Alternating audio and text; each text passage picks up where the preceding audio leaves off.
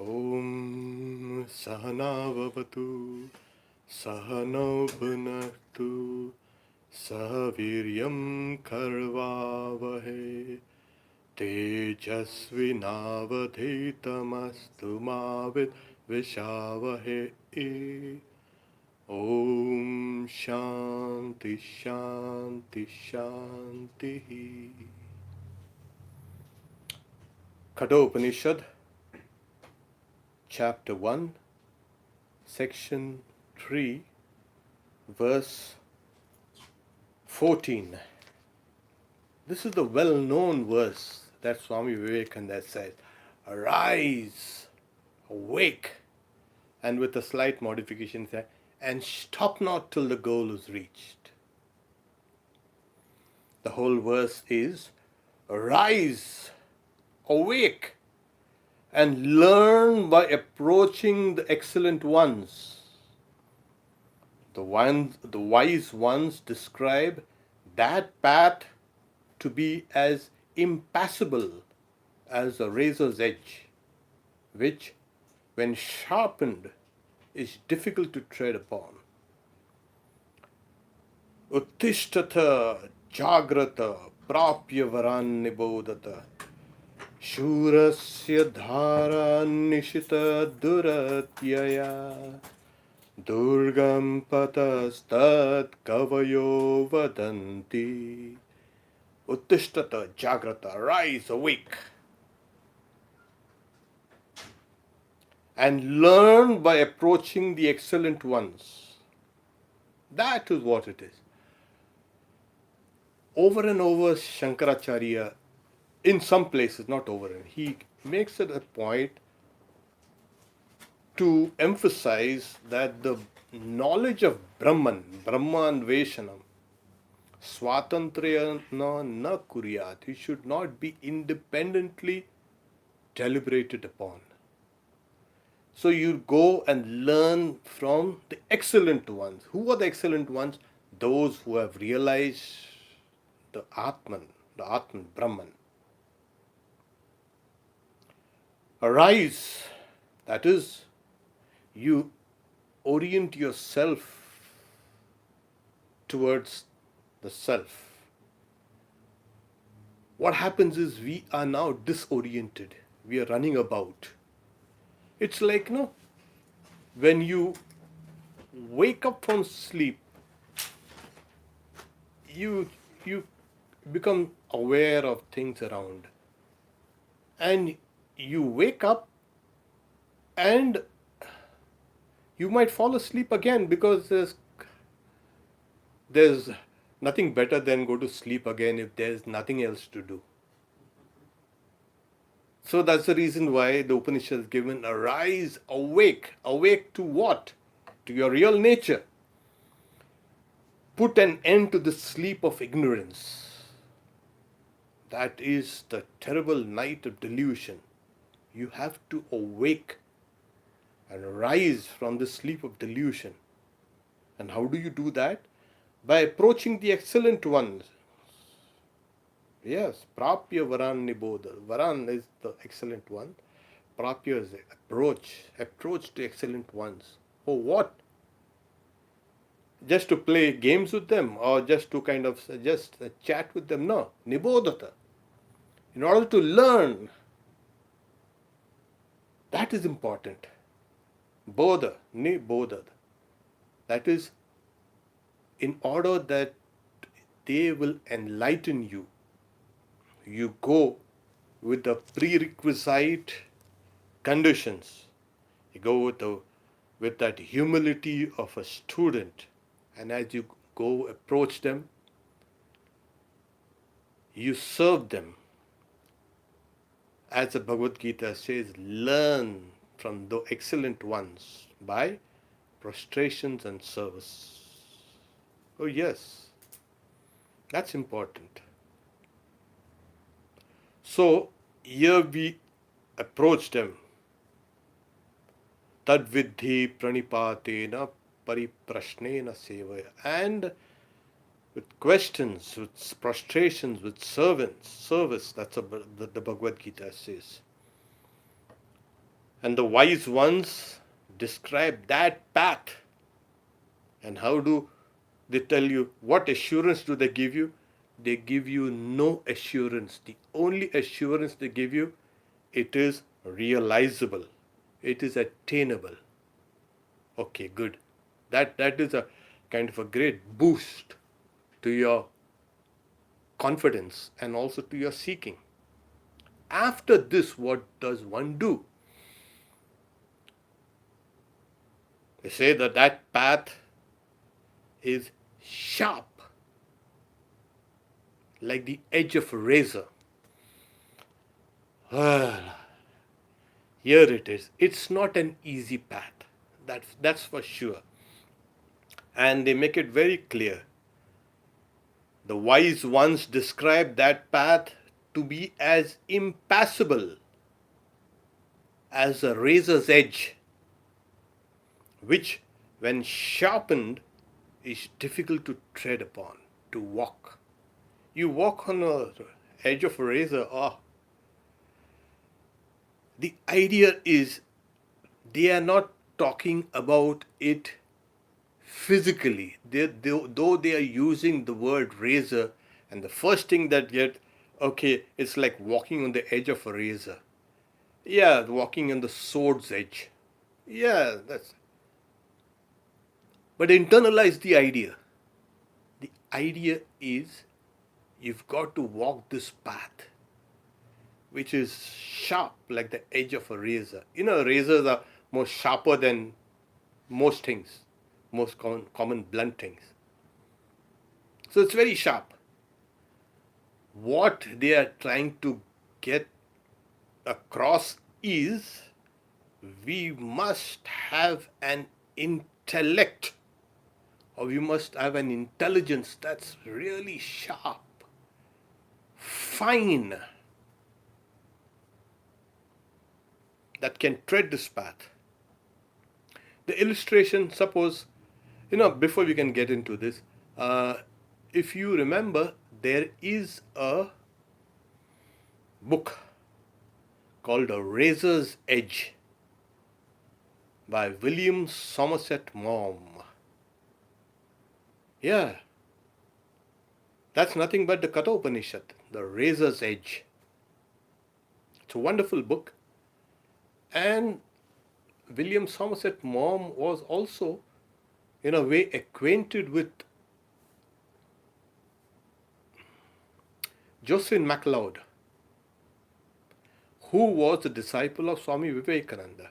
You see the connections? Somewhere all these things connected. And she was quite an inspirational person. So this path is not outside, it's inside. And in the previous verse, we have seen that this person, the discriminating person, should merge the organ of speech into the mind.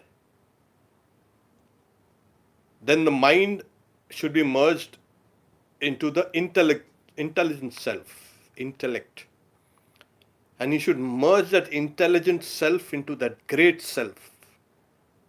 And that great self should be merged into the peaceful self. Now, it's a reverse process. As we have mentioned before, it's telescoping one thing into another.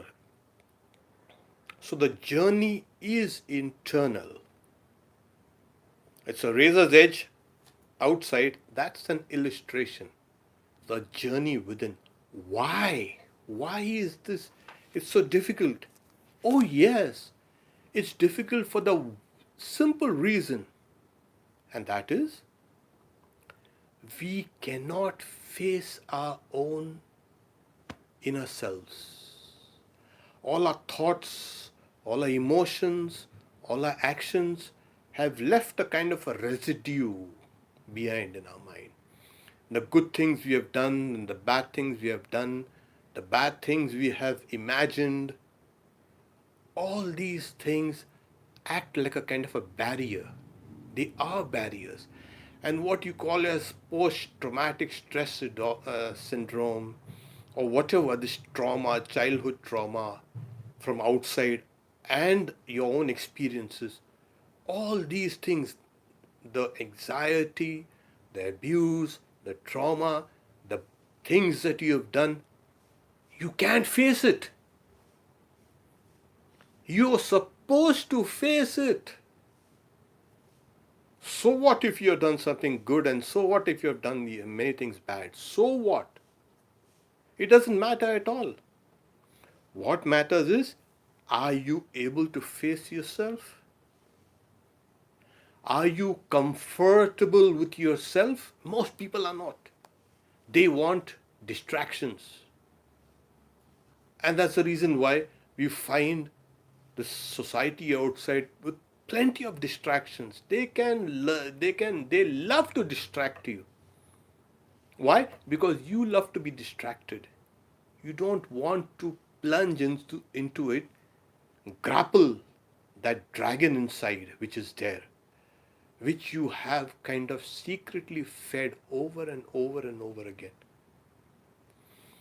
This telescoping the lower into the higher aspects of a personality nothing means but an integration. You've got to be thoroughly integrated to be able to walk this path. It's as simple as that. A disintegrated person, that is a fragmented individual, or a personality that's fragile, a slight stress and that person just snaps or breaks into hundreds of pieces. Do you think this kind of person will be able to realize a self? It's just not possible. That's the reason why they say it's impassable like the edge of a razor. Now suppose an ant was to crawl over the edge of the razor. Do you think the ant will get cut? No. Something heavy will get cut. I'm not talking about the intellect has to be like ant-like. The intellect has to become fine. Drishyate tva grahya buddhya. Because in the previous verses they say, it is seen by the seers of subtle things which their intellect has become fine pointed. The intellect has become fine pointed. What does it mean? When intelligence is coupled with concentration, it makes that intellect, the buddhi, extremely fine pointed. There's a tremendous power there. So we have this idea that since the object to be known is very subtle, they speak of the path as impassable. Not impossible, impassable. Impassable for whom? For those who are not yet ready. When those who are ready for the heroic, they'll walk across that. If you've noticed, there are people in the states of trance. They can walk on coals, ordinary people. They can kind of have long kind of spikes pierced through them, through the cheeks also in this. There's no pain, there's no blood, there's nothing experienced. What happens? At that time, due to some music or a mantra or a kind of a rhythmic dance, the mind goes a couple of notches higher. It's a kind of a trance-like. The body becomes just a kind of an appendage. You transcend in a way bodily sufferings and bodily problems. The mind simply pulls itself up and it can stay there for a while. And you can do really impossible things which you will not be able to do in here. ordinary states of consciousness. Of course, that's the display of prana, vital force, the manipulation of that. But that apart, what we are trying to say is, at certain times in your life or certain times during the day, you will find a kind of a mind that's become very sharp. And due to these days of coronavirus isolation and stay at home, the mind has kind of become dull. Why? Because it's not interacting with people, with things the way it was. There's less information coming inside. The mind is kind of stultified. The intellect also needs to be kind of ground into a point. As they say, constantly wetting it or constantly sharpening the point. And how does one do it? Go to those excellent ones, serve them, question them, and your intellect becomes very fine. And of course, you practice meditation. Meditation is the means. It's simple as that. What meditation is? Just sitting down quietly and closing the eyes? No, it's a kind of a reverse process. You are getting back inside and you're walking on the edge of a razor. If the razor edge is sharp, yes, it is sharp, you also have an intellect which is also sharp, which is fine, which can simply glide over the razor's edge and will not get cut into ribbons. That's it. It is not to dissuade people that, oh, it's impassable. The wise ones describe that path to be as impassable. It's not to discourage anybody. It's just to tell you that you've got to integrate yourself, make your intellect finer, and the finest. Why? Because when the intellect is gross, it can understand gross things. What's coronavirus? You haven't seen it, but your intellect can grasp it. You've seen pictures through an electron microscope, how it happens, what it is like. You know the structures. You can't see it. But now you've formulated an idea what exactly it and how things are transmitted by health professionals and scientists talking about it. You know what it is and you know how to now take remedial action. Play safe. So the intellect can grasp this invisible things. True. Now, how much fine does the intellect have to be to grasp even that self, the Atman, which is invisible? Really, why is it invisible?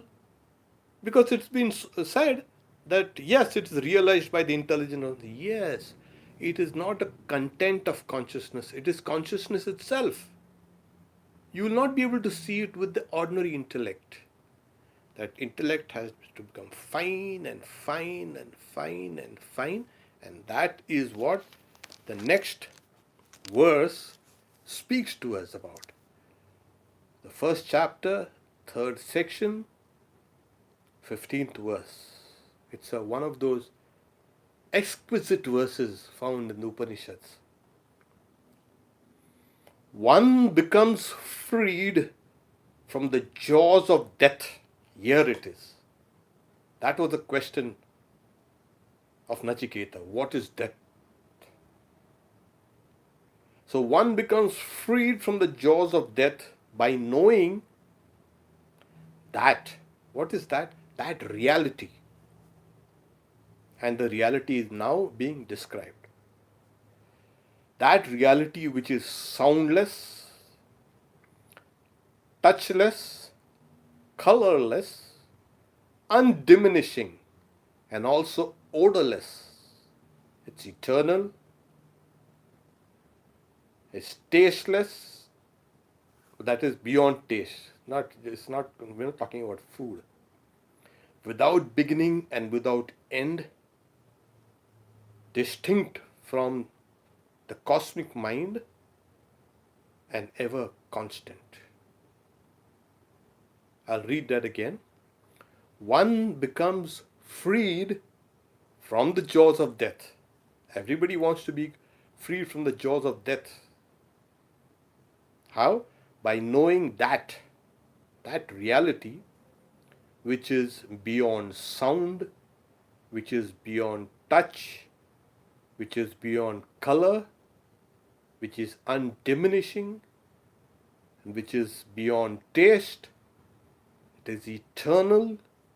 It is beyond every odor, odorless, without beginning and without end, distinct from the Mahat, the cosmic mind, and ever constant.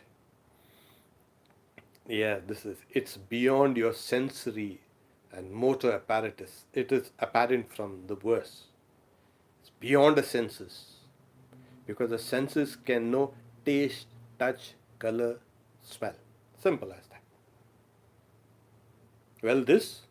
You cannot have a self which is an objective reality like the objects of the senses.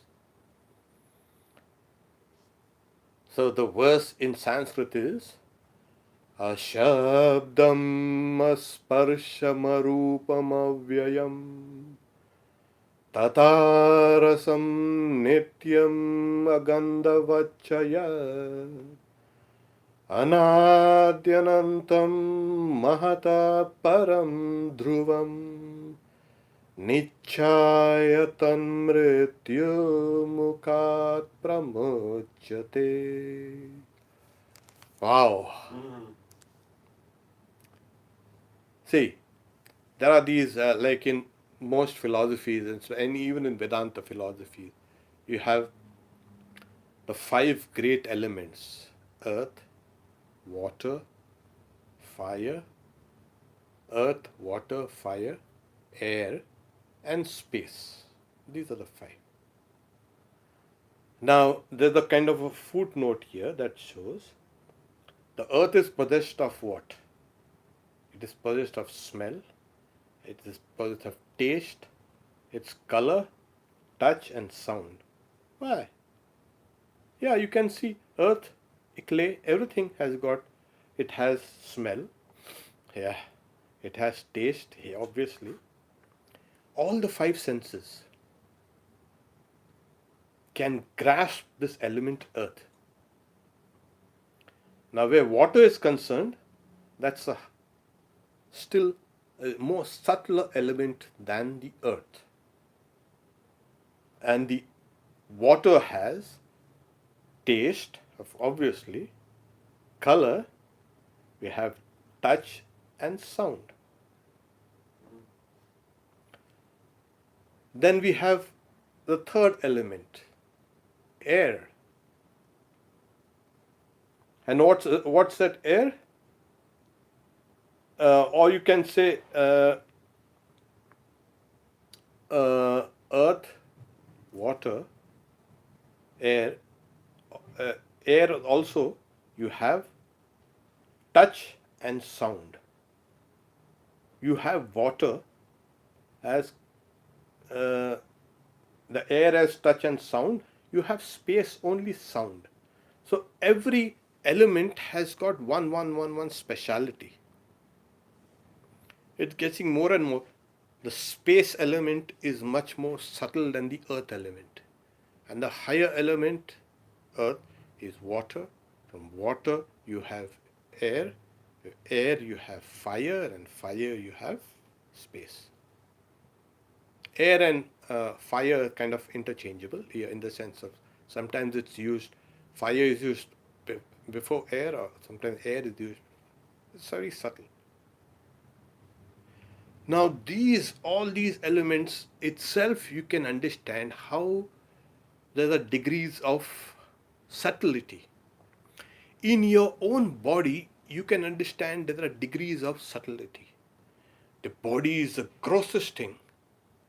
Even more subtle are the senses. More subtler than the senses is the mind, and more subtler than the mind is the intellect.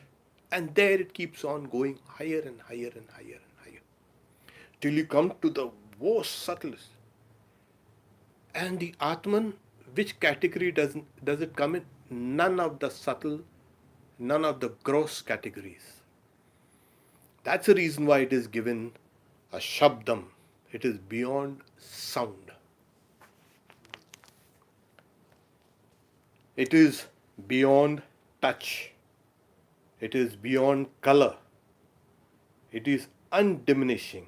Whatever diminishes, obviously it's not eternal. So that's why I say it is eternal, and also it is beyond taste and odor, without beginning and without end. If you don't have a beginning, you don't have an end. It is eternal. And here comes the finer point in this verse. It is distinct, it is even greater, even more subtler, more the subtlest thing. The reality of the cosmic mind, Mahat. And does it come and go? No, it's there always, ever constant. So once you understand this Atman is like this, one becomes freed from the jaws of death. Wow. It's a tremendous kind of statement that the Upanishad makes. Shabdam sparsham urupa. Some of the, like I said, exquisite verses found in the Upanishad.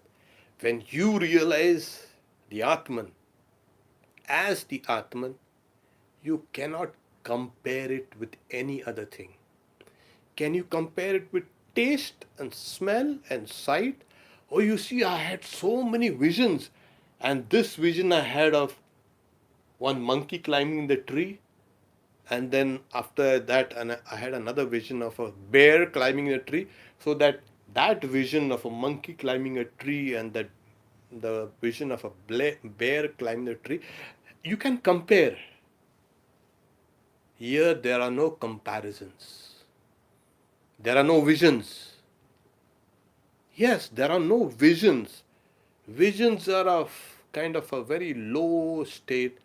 They are just to make you understand you on the right path. You don't have a vision. So what happens? What do you experience? You experience the Atman then. It's a tremendous experience. There are no categories for reference. No reference tools, either gross or subtle. That is the reason why it dismisses. It says it's without beginning and without end. It is eternal. It is constant. Wow. It is undiminishing. Knowledge, ordinary knowledge, is all mostly comparison. You compare one thing with another. You compare this with this, and then you form a kind of value judgment. Where there are no comparisons, you have transcended the categories of the mind, you've transcended the categories of the intellect. And this is what we must know. Every objective explanation of this reality falls into pitfalls, as they say. It blunders. It makes itself a laughing stock. Yes, because scientific thought, scientific findings can simply dismiss this. You wanted an objective place where you keep God in the heavens. Yeah. See, that has opened itself to every form of attack. Well, objectivity, especially in these higher, you can say, sciences, the science of the soul, the science of Vedanta, is not there. It pushes away all objectivity. And how do you attain that subjectivity? Get back in, get back in. You have to shift your center of gravity from what you thought was the reality. When we see this reality, we really do not understand this is a reality. Or, yeah, this is real, but it is a lower grade reality than me. I am important. I'm the most important person. And what ideas about reality do you have about yourself?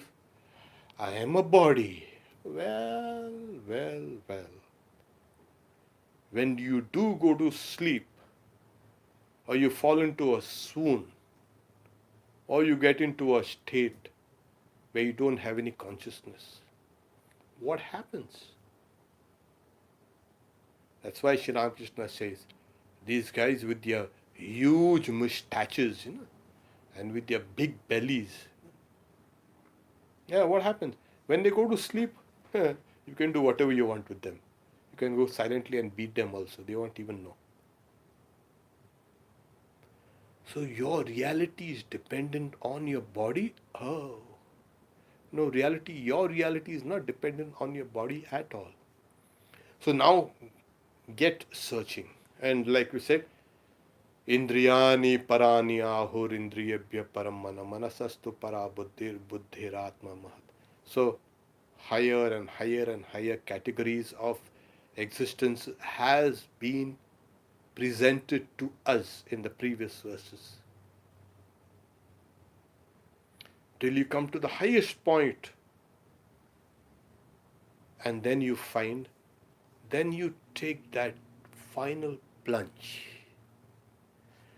The reality right now is unknown to you.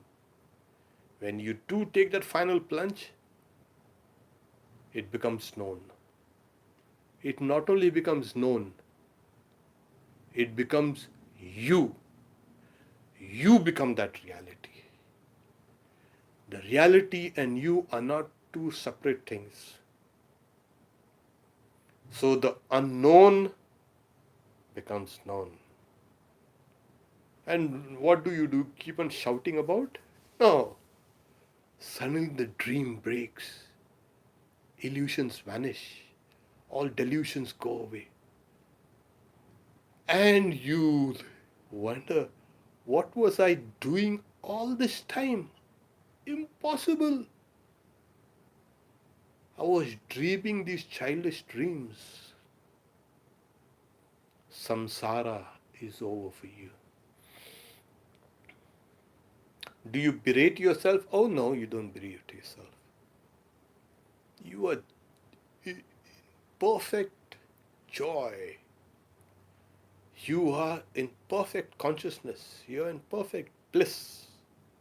You become existence. And once we understand this, that the reality that we are searching and seeking and trying to discover is there within, walk the path. No one else can do that for you. The path is right now impassable.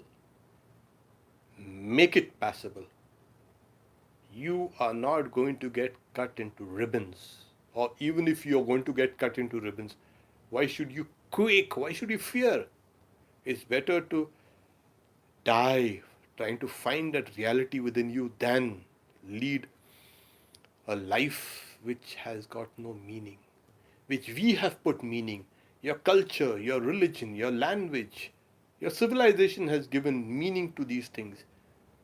You've gobbled it from people and you're prattling those things out without even questioning these ideas of reality. So as you keep on questioning your ideas of values, your ideas of reality, you're making yourself integrated. You have much more power than you ever imagined. There's a tremendous sense of power that is untapped, unutilized.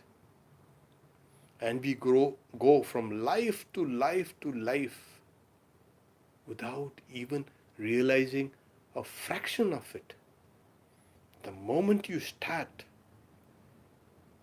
on this path, you are unfolding your own strength.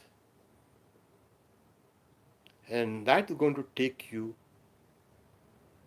on the edge of the razor. Even though it's sharp, you'll walk through it, not outside. I'm using this gesture outside, it's inside. The intellect becomes fine and finer and finest, and you keep on treading these. The next two verses are a kind of a eulogy, this knowledge that we have been discussing. Not very central to the teachings of the Upanishads in a way that is the teaching of the Upanishads about the self, eulogizing. So we'll quickly go to these two verses. Relating means speaking about and hearing this eternal anecdote as received by Nachiketa and as told by death. The intelligent person becomes glorified in the region that is Brahman. In this world of Brahman, you become glorious. Nachiketam upakhyanam mrityu proktam sanatanam uktva shrutva cha medhavi brahmaloke mahiyate. The word used is intelligent, medhavi. That's the spiritual, get the intelligence, medhavi. So, when you speak about this truth to the seekers of truth, in the old days it was those seekers of truth, when you speak about it, or even if we hear it from whom? From the teachers. This Sanatanan Upakhyanam, this story, these teachings in the form of a story between the god of death and Nachiketa. Why is it called eternal? Yeah, after thousands of years, this anecdote, this story is still current. Besides, it is part of the Vedas, and the Vedas are eternal.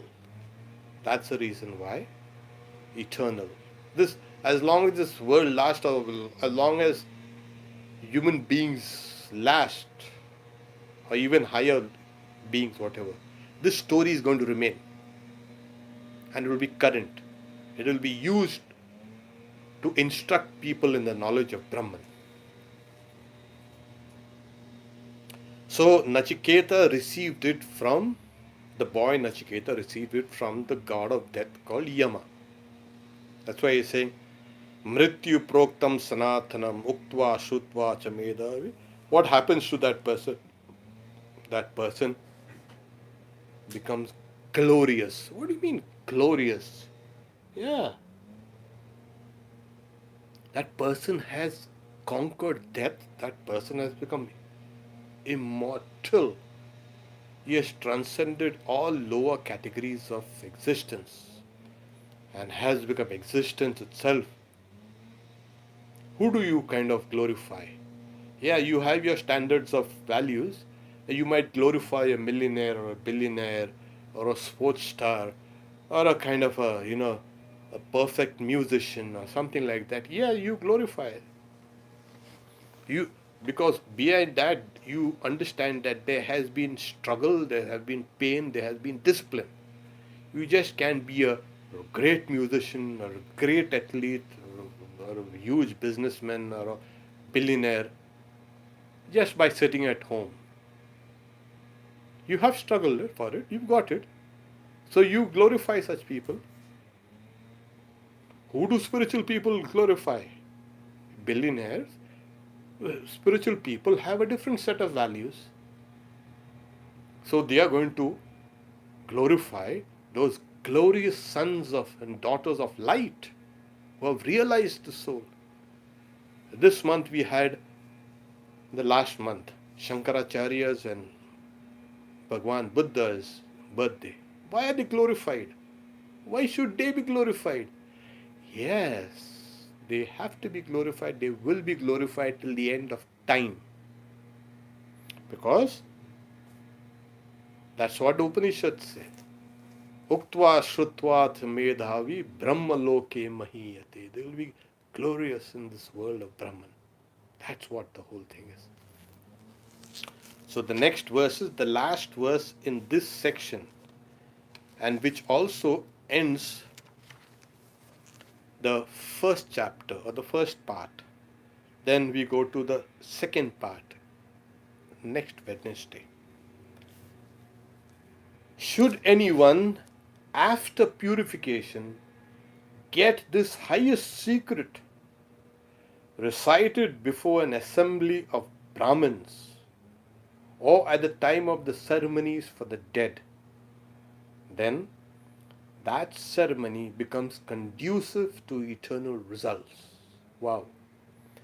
Yaimam paramam goyam shravayed brahma sansadi prayartah shraddha kaleva tadantyaya kalpate tadantyaya kalpata iti. The repetition of the last line means it's the end of the chapter. That's how they used to signal. That's the end of this first part of the chapter. And the colophon is iti kato upanishadi pratama dhyaye tritiya valli. So we have this then. Should anyone, after purification, what are the purificatory rites? Oh, fasting is a purificatory rite. Japa is a purification rite. Meditation is a purification. Apart from the external bath, etc., etc. All these things. Speaking the truth is a purificatory rite. So when you have love, when you have compassion, you're always purified by these. So should anyone, after purification, get this highest secret recited before an assembly. In the old days, you had this great assembly of scholars. They used to sit down and deliberate about the knowledge of Brahman. Sri Ramakrishna also said there were these real Paramahamsas that used to come.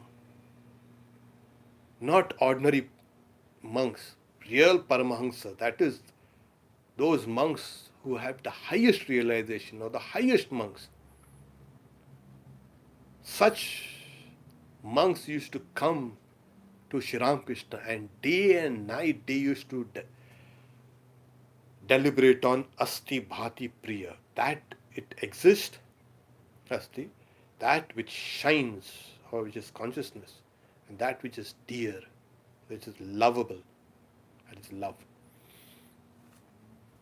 And they used to discuss this, and Sri Ramakrishna in one word or two used to give them solutions. It's tremendous.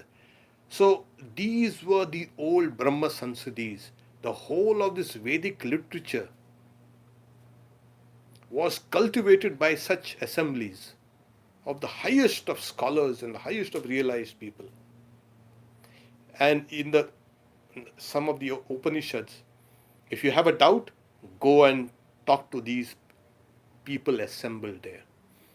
Even today, you will find in some of these ancient temples, not in modern temples, in old temples, you will have a group of people sitting down, scholars, pandits.